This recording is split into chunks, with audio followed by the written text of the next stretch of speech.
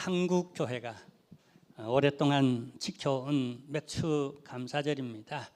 맥주 감사절은 구약 아주 오랜 시절부터 우리 믿는 하나님의 백성들이 지켜온 3대 절기, 유월절, 그다음에 불임절, 그리고 이 맥주절입니다. 이 맥주절을 다른 말로는 칠칠절이라고 부르기도 하고, 또 하나는 오순절이라고 이렇게 명명하기도 했습니다. 그만큼 이 맥주 감사절은 많은 걸 내포하고 있다는 의미이기도 합니다. 우선 그 유래를 출애굽기 23장 16절에 보면은 이렇게 말씀합니다. 맥주절을 지키라. 이는 내가 수고하여 밭에 뿌린 것에 첫 열매를 거둠이니라 라고. 이 맥주절에 여러분, 우리 연세 드신 분들은 보릿고개를 아실 겁니다. 그야말로 어떤 고개보다도 보릿고개 넘기가 춘궁지에 정말 배고프고 보리 추수할 때까지 기다렸다가 그때서야 이제 배불리 먹을 수 있는 그때의 그 감격이라고 하는 건, 어쩌면 북한 사람들은 지금 이 그 춘궁기에 겨울을 보내고 이 봄에 싹이 피고 지금 이제 보리나 밀을 거둘 시기거든요. 그 거둘 때의 기쁨이 배고파 본 사람들은, 춘궁기를 보내서 제대로 한번 시큼 먹어봤으면 좋겠다라고 싶은 사람들에게는 아마 의미가 클 것임입니다. 이 기쁨이 너무 크고 하나님의 은혜다라고 생각하여서 하나님 앞에 감사를 드리는 것이 맥주 감사절입니다.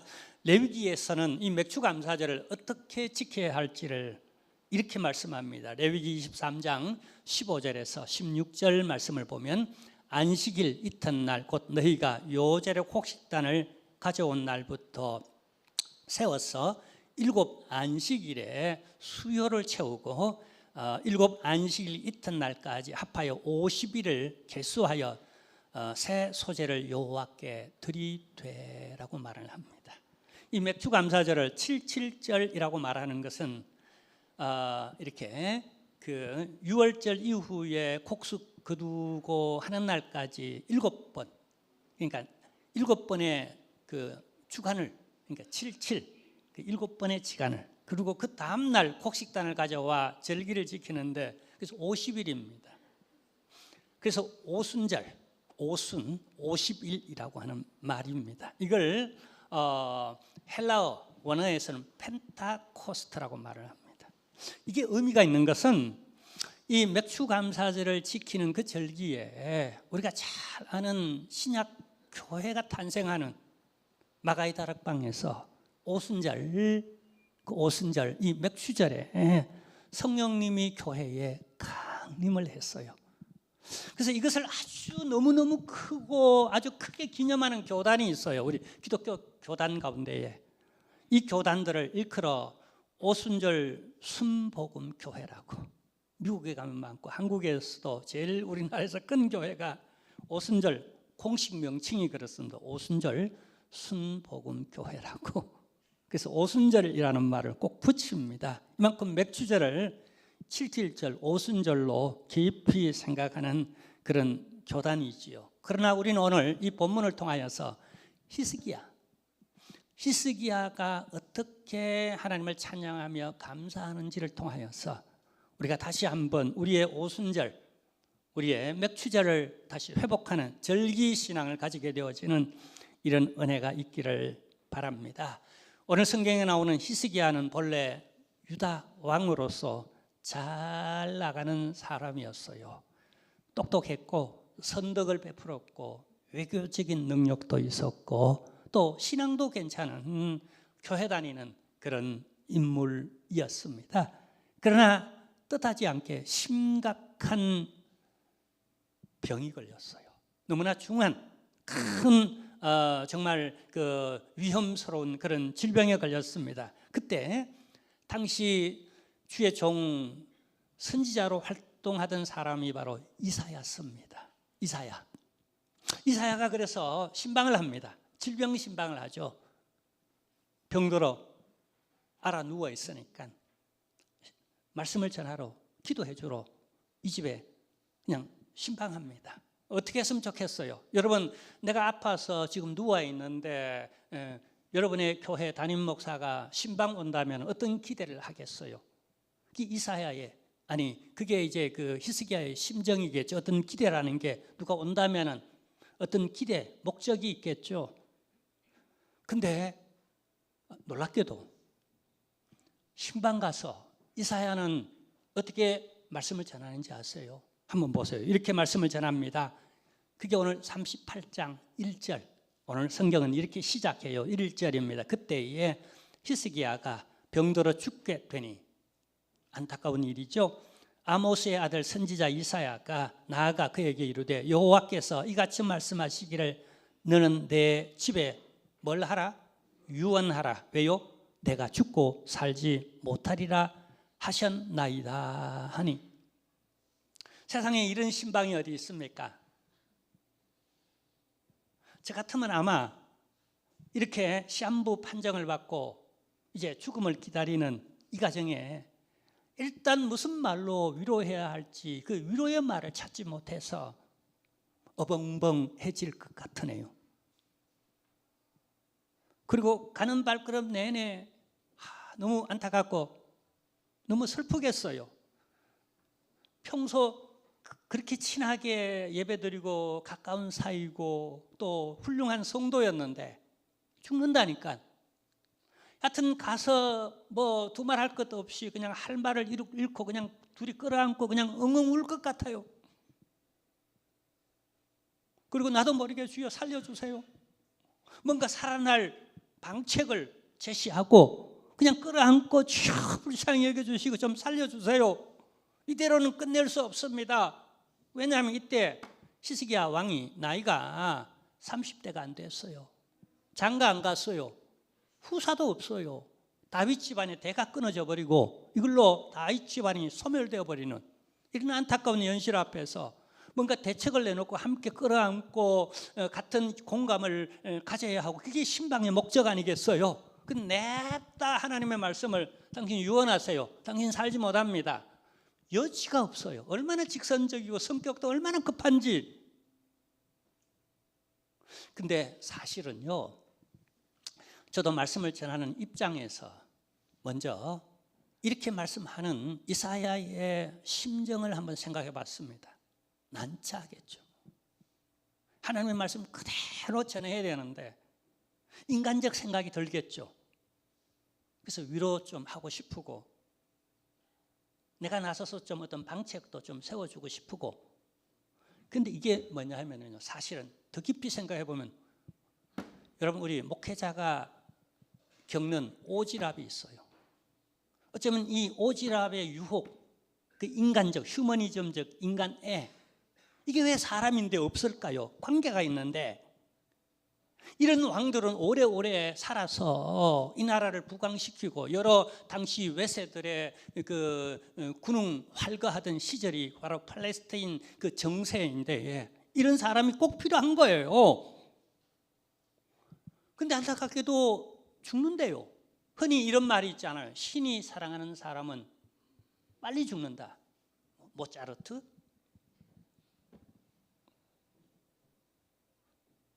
근데 왜 이럴까요? 왜 빨리 데려가려 하실까요? 그러니까 어떤 분이 이렇게 말해요. 하나님, 덜 사랑해 주세요. 덜 사랑해 달라고 하는 거예요. 자, 근데요. 자, 당신 집안에 유언하세요. 당신 절대로 더 못 삽니다. 왜 하나님 이렇게 강하게 말하도록 할까요? 주의 종은 이걸 좀 이렇게 감해가지고 좀 부드럽게 이렇게 간접적으로 좀 표현할 수 없을까요? 지혜의 부분 아닐까요? 근데 왜 하나님이 이렇게 강하게 아주 충격이 되도록, 너무 충격이 되도록. 여러분, 히스기야의 한번 심정을 한번 생각해 봤어요. 말씀을 받는 자의 마음 있잖아요. 늘 고려하잖아요. 내 회중이 누군가, 지금 어떤 상황에 놓여 있는가. 그리고 이 말씀을 받았을 때에 설교자로서 내 설교의 목적이 있는데 어떤 결과값을 내가 얻어낼 수 있겠는가. 이게 다 고려되고 말씀을 선포하잖아요. 근데 그 회중을 생각할 때에 얼마나 참 귀한 존재입니까? 그리고 친밀한 관계잖아요. 그리고 내가 존경하는 그냥 성도인데 그가 받을 상처, 실망감 얼마나 크겠어요. 이때 이 말씀을 받는 히스기야의 심정이 어떠했겠는가? 너무나 고통스럽겠죠. 오늘 성령 안에서 여러분 회중은 지금 성령께서 이 히스기야, 이 말씀을 받는 히스기야의 심정 속으로 여러분을 들어가도록 하는 거예요. 그래서 여러분이 빠져나올 때 히스기야와 함께 같이 빠져나오는 거예요. 죽었다가 같이 한번 살아나는 거예요. 영적 한번 오늘 이 자리에서 세례가 일어나는, 내가 한번 죽었다가 다시 살아나는 이 메시지는 그런 깊은 의미를 담고 있어요. 너 죽는다, 유언해, 결코 살지 못해. 아주 강하고 아주 충격적으로 받는 마음, 그 마음이 오늘 우리의 마음, 성령 안에서 오늘 이 공감이 이루어지는, 같은 마음이 이루어지는, 그래서 이 고통에서 빠져나올 때 진정한 생명이 뭔지, 생명의 의미가 뭔지, 내 남은 여생의 의미가 뭔지를 다시 한번 히스기야처럼 재발견하는 이런 은혜만 있기를 주님의 이름으로 축원합니다. 이때의 심정을 오늘 성경 3절에 보면은요, 히스기야가 심히 통곡하니, 울고 싶어라. 그 절망감, 밀려오는 불안과 불행감, 그 공포, 엄습해오는 그 공황적인 그 고통, 히스기야의 마음이 점여오도록 해. 지금 내 현실, 내 상황 무료하고 따분합니까? 행복한 비명이에요. 한번 이런 상황 속에 놓여보세요. 평범하게 지나온 지난 세월들이 얼마나 감사한지, 무료하고, 그래서 외롭다라고 어디 신나는 일 좀 없을까라고 일부러라도 만들어서 한번 그냥 확 타고 내려온 그 인라인 뭐라 그럽니까, 그게 확 한번 줄 타고 한번 확, 아니면 번지 점프를 한번 확 한번 해보는, 그게 좀 필요합니까? 근데 이 무료한 일상이 그 히스기야의 이 순간에 얼마나 그것이 행복했는지. 근데 이렇게 시한부 판정을 받고 또 시한부적 이런 선고를 받을 때 사람이 후회하는 게 있답니다. 제가 통계를 보니까 뭘 가장 후회하는가? 3가지. 그 가운데 3번째가 뭐냐면요, 내가 용기를 내어 친구와 주변에 가까운 사람들에게 좋은 관계를 회복하지 못했던 것, 그게 그렇게 후회스럽다는 거예요. 이렇게 끝날 걸, 내가 왜 그렇게 인색하게, 그렇게 그에게 냉정하게 막 맺고 그렇게 살았을까? 좀 더 풀고 그렇게 내가 살 걸, 그걸 후회한대요. 그리고 2번째는요, 재정적 안정이나 사회적 기대에 부응하기 위해서 정작 내 자신의 삶과 그리고 열정을, 내 비전을 포기했던 것이 후회스럽대요. 참고되길 바라고요. 가장 후회하는 것은요, 이거랍니다. 가족이나 가까운 사람들, 친구들, 내가 좀 더 시간을 내어서 함께하지 못했던 것을 후회한대요. 이제 시간이 없어요. 시한부 판정을 받았어요. 아무리 돈이 있어도, 아무리 지식이 있어도, 능력이 있어도 시간이 없어요. 시한부예요. 좀 더 자녀와 아내와 혹은 남편과 부모님과 친구들과 교우들과 더 시간을 내어 함께 해야 될 텐데, 그렇게 바빠, 아이고 좀 더 벌어야지, 그런 것 때문에 함께 하지 못한, 그게 너무 아쉽대요. 근데 이 히스기야는 뭐가 그렇게 아쉬웠을까요? 성경에 뭐가 아쉬웠다는, 후회한다는 얘기는 없습니다. 근데 그가 하는 행동이 성경에 기록되었어요. 뭘 하죠? 그는 그 대답을 듣고 당신 유언하세요. 더 살지 못합니다. 반드시 당신은 죽게 되어져 있습니다. 권위 있는 이사야 선지자가 그렇게 냅다 선포하고 기도 한번 안 해주고 후딱 가버립니다. 상처받을 수 있지 않습니까? 아이고 내가 저 교회 다닌 게 후회스럽다. 저런 주의 종을 만난 게 내가 나는 후회된다. 뭐 등등 이런저런 후회할 그에게는 시간이 없었어요. 그는 그 즉시 성전을 찾아나갑니다. 그리고 하나님께 부르짖습니다. 어떻게 부르짖느냐고요? 자, 2절, 3절이 그 내용이에요.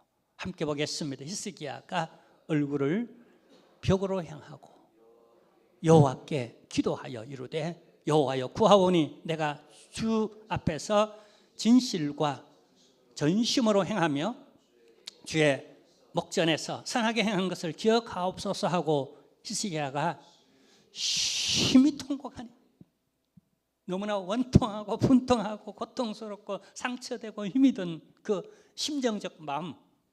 근데 이걸 뭘로 승화시키는가? 누구를 원망하고 상처받았다고 내가 시험 들었다고 말하지 않고 하나님 앞에 나와 토설하는 거예요. 그러면서 벽을 향했어요. 벽을 향했다는 의미는요, 그는 당시 되게 바쁜 잘 나가는 그런 그 외교적 능력도 있었고요, 그런 임금이었어요. 왕이었어요. 그러니까 얼마나 공무도 바쁘고 사적도 또 여러 가지 이제 그 얼마나 그 만날 사람도 많겠으면 죽는다는데 그냥 마지막 이제 남은 기간 동안 내가 이것도 해보고 저것도 해보고 저마다 그 로망이 있잖아요. 이 못다한 이것도 해보고 할 수도 있는데 다 벽을 향했다는 거예요. 벽을 향했어요. 여러분, 사람이 궁극적 지점에 도달하면 정치, 경제, 문화, 사회, 언론, 외교, 왕으로서 그냥 전반적으로 그냥 챙기고 해야 하고 만나고 이런 것들이 걱정하고 이런 것들이 얼마나 많겠어요. 그런데요, 이 궁극적 지점에 도달하면은요, 그딴 거 아무것도 아닙니다. 쓰레기, 똥이에요. 제일 중요한 게 뭐죠? 사람이 단순하게 사느냐 죽느냐 이것이 문제로다. 여러분, 이런 경험을 한번 해야 진정한 종교인으로 거듭날 수 있어요. 이 진지한 물음, 이 궁극적 그냥 실감 피부로 온 피부로 느끼며 온 영혼으로 전율적으로 지금 느끼는 이런 기회가 왔어요. 그러면 이 기회가 온 것이 불행입니까? 아니면은 그가 인생의 어떤 지점에서 한번 겪고 넘어가야 할 인생의 또 하나의 교과서가 되는, 어쩌면 없었으면 좋을 뻔한 상황이지만은 그냥 겪고 나서 극복하고 나니까 그게 반짝반짝 빛나는 별이 되어지는 거죠. 우리가 겪는 어떤 것들이 내 몸에 어떤 흔적, 상처가 남는다면 바울은 그렇게 말하죠. 내 몸에 예수 그리스도의 흔적이 남아있다라고.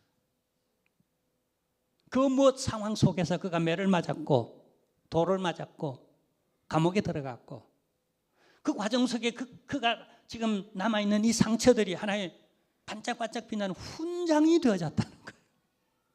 히스기야의 일생에 이 겪는 이 고통, 고난이 나중에 보면은요, 이게 다 별이 되어지는 겁니다. 여러분, 힘들고 어려우세요? 우리 하나님 살아계시잖아요. 그 과정 속에 여러분 훈련이 되어지고 겪고 나면은요, 한 번 더 성숙하는, 오히려 그것을 추억으로 삼아서 그때 그랬지, 그 보릿고개가 있었지, 아 그때 참 군대 가서 고생했지, 야 그때 참 우리가 가난했지, 우리 추억이 된다고요. 자, 근데 여기 보니까요, 사람이라는 게 이때에 하나님 앞에 나와 믿는 사람이 다른 것은 뭐 윤리적 그런 문제가 아니라 기도한다는 거예요. 하나님을 붙잡는다는 거예요. 신을 만나는 절로의 기회잖아요. 만약 이때 기도하지 않는다면 그 사람이 하나님 믿는 사람일까요? 교회 다니는 무신론자는 아닐런지요. 이때는 그냥 발등에 불이 떨어졌으니까 하나님 하고 이렇게 불러야 되잖아요. 근데 재미있는 에피소드는 그냥 그 한강 얼음이 얼었는데 그 얼음 위를 이렇게 스님이 걸어가다가 얼음이 찡 하고 깨지니까 뭐라고 불렀다고요? 하나님 하고 이렇게 했대요. 물론 유머입니다. 우리 이런 인간이 어떤 지점에 도달하면은 하나님 그 부르는 게 거의 신관이죠. 이 히스기야는 평소에 잘 나간다고 교만 떨기도 하고 뭐 그랬겠지만은 왕이라고 그냥 내가 잘났다고 뭐 그냥 잘난 척도 하기도 했겠지만은 또 아는 척도 하고요. 그러지만은 이때 촤 하고 벽을 향하여서 다 그냥 거두절미하고 불렀다는 건 그 신관을 보여줍니다. 정말 믿는 사람이에요. 근데 그가 기도하는, 여러분 사람이라는 게 우리 다 그 하나님의 형상을 가졌기 때문에 체면이라는 게 있잖아요. 뭔가 끈덕지를 가져야 뭔가 기도에 뭔가 끈덕지를 갖잖아요. 맞죠? 근데 이 히스기야가 어떤 이 궁극적 상황에서 어떤 끈덕지를 가지고 하나님 앞에 다 살려달라고 말하죠? 내가 하나님 앞에 전심이었다는 거예요. 진심이었다는 거예요. 그리고 내가 하나님 앞에 참 여러 가지 뭐 죄도 많이 졌겠지만 내가 선을 행한 것, 좋은 일도 내가 하려고 좀 하고 좀 그렇게 했다는 거예요. 여러분 하나님 앞에 기도하는 끈덕지가 뭡니까? 뭔가 끈덕지가 있어야 쫙 하고 하죠. 물론 그런 끈덕지도 없을 때가 있어요. 그럴 때 저는 제가 써먹는 좋은 방법 하나 있습니다. 노하우 가르쳐 드릴까요? 한번 따라 해볼까요? 하나님 불쌍히 여겨주세요. 불쌍히 여겨주세요. 공로도 없어요. 자격도 없어요. 경건치도 않아요. 일도 안 했어요. 그런데 그럼에도 불구하고 나를 하나님의 자녀로 백성으로 삼아주신 하나님의 은혜, 그걸 믿습니다. 그 근거로 해서 하나님 긍휼히 여겨달라고. 염치 없지만 또 앞으로 또 무슨 내가 또 죄를 짓고 무슨 된 행동을 하는지도 모르지만 일단 이 사건을 만나 이 상황 속에서 내가 너무 힘이 도오니 하나님 나 불쌍히 여겨달라고. 근데 이 불쌍히 여기는 데는 조건이 없어요.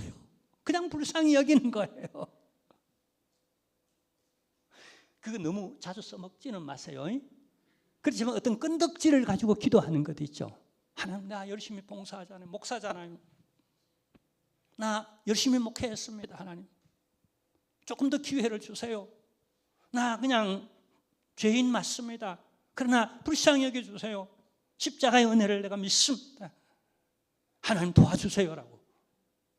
하여튼 우리가 어떤 이 끈덕지, 그죠?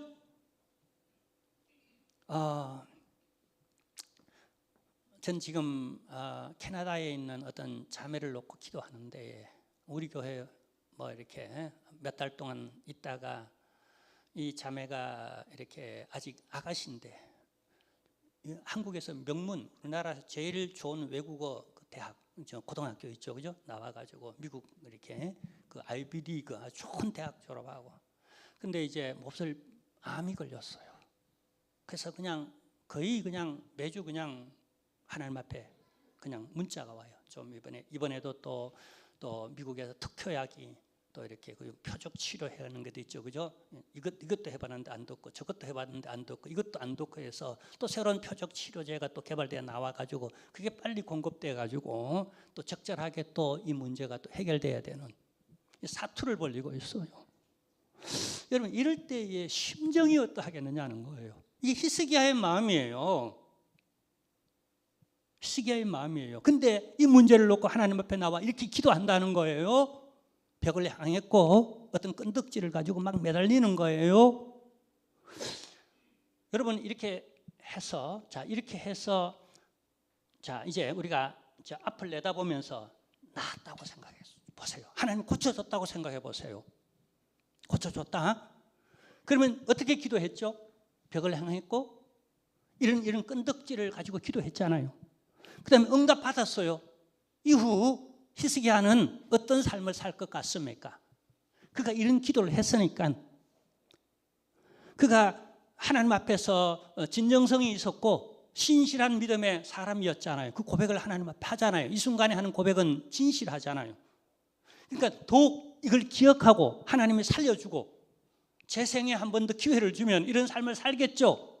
기도 속에서 이미 그의 앞날을 저는 예언할 수 있을 것 같습니다.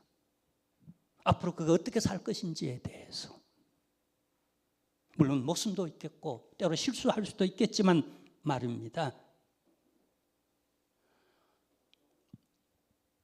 예전에 어느 분이 참 시한부예요. 목회를 하면 참 안타까운 것 중에 하나가 우리가 좋은 것도 많아요. 가서 돌잔치도 하고 생일도 축하하고 또 결혼도 축하하고 뭐 회갑도 7순 8순 뭐 백수도 또 이렇게 예배도 드려보고 뭐 여러 가지 개업 예배도 드리고 또 그 이사 축하하기도 하고 입택 축하하기도 하는 이런 좋은 일도 있지만은 이런 참 무거운 마음으로 함께 울며 기도해야 하는 이런 게 또 우리 또 목회의 또 길이에요. 근데 이제 어느 분이 참 이렇게 몹쓸 질병 때문에 고통스러워하는 데에 기도하러 갔더니 이분이 이런 얘기를 하더라고요. 하나님이 나를 살려주면 이분이 하여튼 한 달 동안 깊이 그렇게 기도하며 고민을 했던 모양이에요. 내가 왜 살아야지? 그리고 내가 기도하는데 왜 하나님 나를 살려줘야지? 나를 존재케 해야 할 하나님의 이유는 뭘까? 그렇게 고민했던 모양이에요. 그러니까 내가 가니까 이제 하나님이 만약에 나를 살려주신다면 여러분은 하나님 앞에 뭘 할래요? 어떤 아이가 자기가 대통령 되고 싶대요. 그 아들이. 그래서 이 아버지가 너무 대견스러워. 야, 그러면 네가 대통령 되면은 이 아빠한테는 뭘 시켜줄게? 국무총리? 어린 아들이 그렇게 대답했을 것 같아요. 한번 따라해 볼까요? 짜장면 시켜드릴게요 라고 했대. 여러분 살려주시면은 짜장면 시켜줄래요? 그것조차 못하면 안 되지 않습니까? 우리 지난 반년 동안 지켜주셨는데 짜장면 값만큼도 감사 못하면 안 되겠죠? 근데 이분은요, 이 창동역 주변에 있는 화장실이죠. 공중 화장실 돌아다니면서 자기가 매일매일 청소하겠대요. 죽는 것보다 낫지 않냐? 살려주면은 내가 사회적 공익적 뭔가 서비스하며 살아야 되지 않겠는가? 이 그리스도인의 정신이죠. 거듭났잖아요.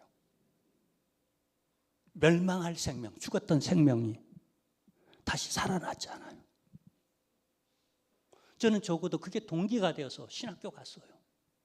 주를 위해 살아야 되겠다 싶어. 그 은혜가 너무 귀하고 너무 크고 큰 은혜라서 대학 다니다가 뭔가 다른 직업, 보통 일반 대학에서는 보통 그런 이렇게 신학교도 아니고, 근데 그 은혜가 깨달아지는 순간에 너무 귀하고, 그래서 야, 내가 주를 위해 살아야 되겠다. 신학 갈 생각은 꿈도 못 꾸고, 왜냐하면 내가 부족하니까 내가 깜이 되겠나 싶어서.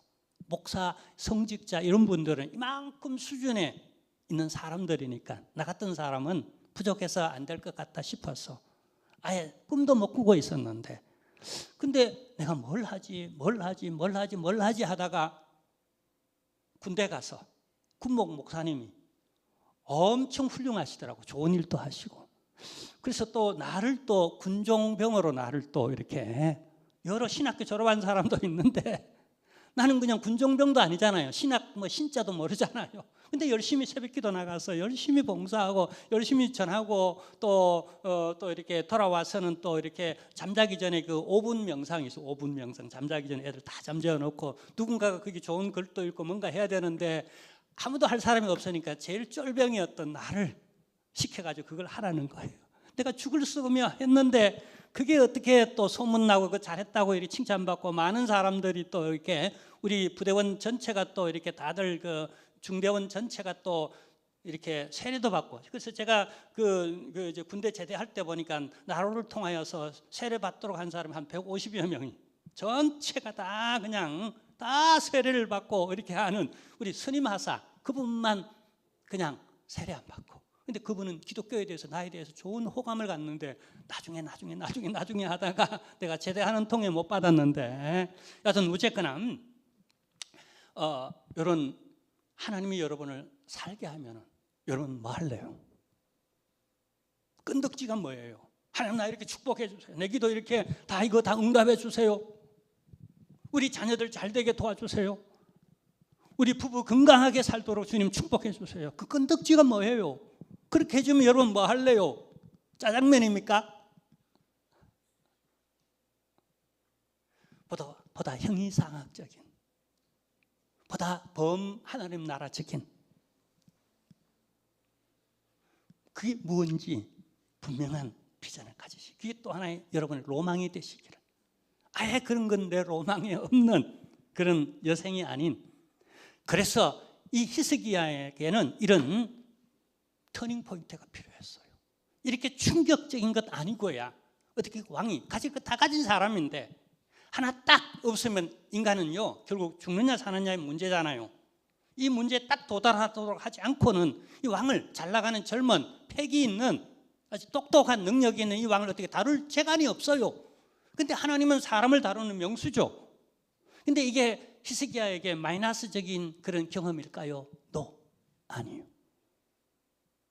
저는요 제 주변에 암 걸렸다가 혹은 시한부 인생을 선고받았다가 회복하고 치유되고 이렇게 된 분들 있죠.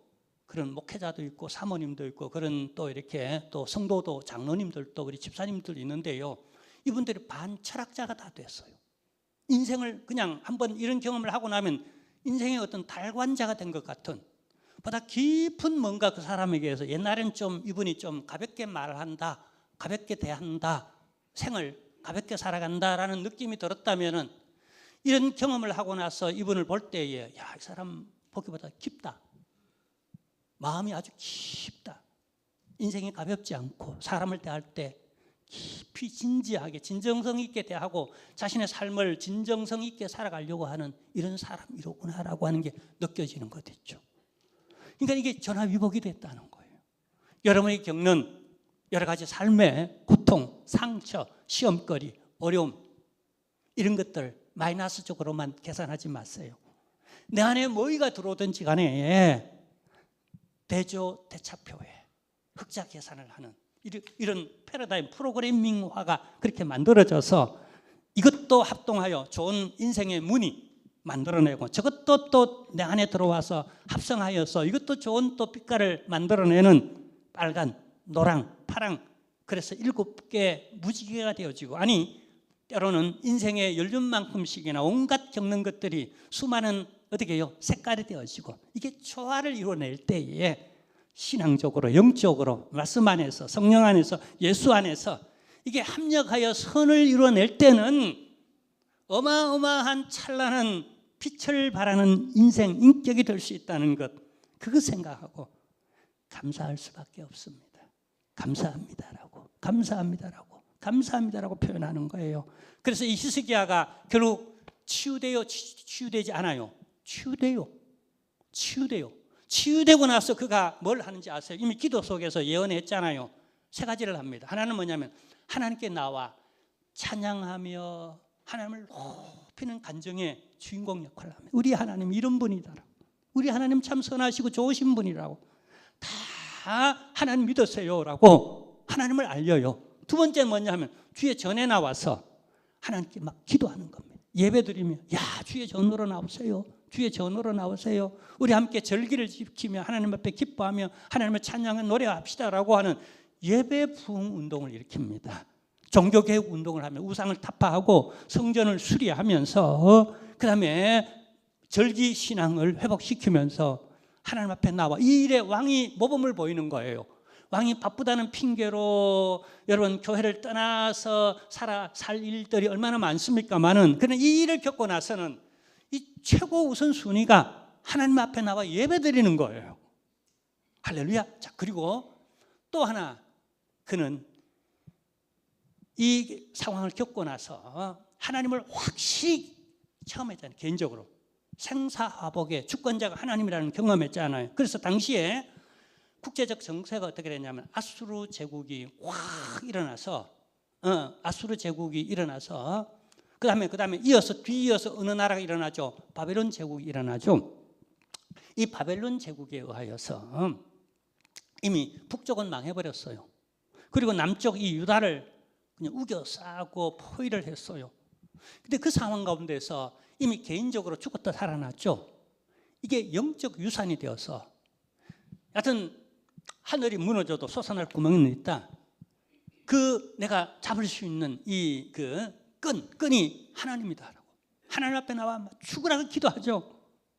그리고는 여러분 유대 전쟁사에 있어서 가장 큰 전투, 다시 말하면 손 하나 가장 최소의 투자를 해서 최고의 전성을 이 유대 그 이스라엘은 지금도 전쟁하죠. 이스라엘 전쟁사에서 지금까지 가장 큰 성전 그 했던 게 뭐냐면 손 하나 까딱하지 않고 저걸 물리친 바로 어떻게 13만 그 5천 명을 물리친 그 사건이 있죠. 그 주역이 바로 히스기야입니다. 놀랍지 않습니까, 여러분? 그러니까 그렇게 나라를 구해냈다니까요. 할렐루야. 사랑하는 성도 여러분, 우리 함께 결론을 내리십시다. 오늘은 맥주 감사절입니다. 지나온 시간을 은혜로 살아왔음을 감사하면서 또 앞으로 은혜로 살 것임을 내다보면서 정말 이 점에서 내가 다시 한번 감사하는 인격체로, 감사하는 습관 있는 사람으로서, 그 다음에 그는 하나님께 영광을 돌리는, 혹은 교회 와서 예배드리는, 혹은 그가 헌신을 합니다. 나를 구해내는 헌신에 이르기까지 내가 다시 사는, 그래서 내가 존재해야 되는구나, 이래서 하나님 나를 살려주시고 이렇게 나를 회복시키고 치유하시는 은혜를 바로 이때를 위하여 내가 이렇게 살려주셨구나라고 그걸 나라와 민족과 이웃을 위해 헌신하는 것으로 자신의 나머지 인생을 살아갑니다. 15년의 인생, 주어진 그 15년의 인생을 그렇게 살아갑니다. 이런 앞으로 나머지 여생 하나님이 살게 하신 은혜 가운데 감사하면서 의미 있게 살아가는 여러분 다 되시기를 주님의 이름으로 축복합니다. 하나님 아버지 감사하며 감사합니다. 은혜로 살아왔습니다. 모든 것이 은혜였습니다. 은혜 아닌 것이 없었습니다. 앞으로도 은혜로 살게 됨으로 말미암아 감사하면서 복되게 사는 하나님이여, 복의 하나님이여, 통로가 되도록, 은혜의 통로가 되도록 역사하여 주옵소서. 감사드리며 예수님의 이름으로 기도하옵나이다. 아멘. 우리 다 같이 일어나셔서 은혜 찬양 부르고 축도로 예배를 폐해야 합니다. 모든 것이 은혜.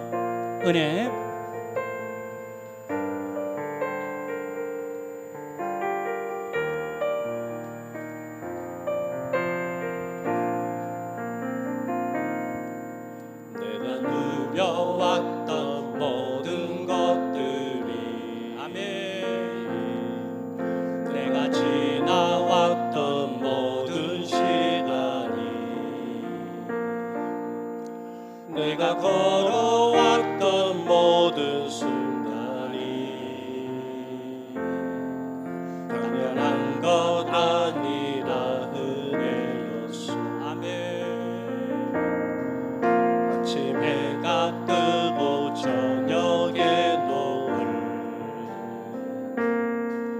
봄의 꽃향기와 가을의 열매, 변하는 계절의 모든 순간이 당연한 것 아니라 아멘. 모든 것이 은혜.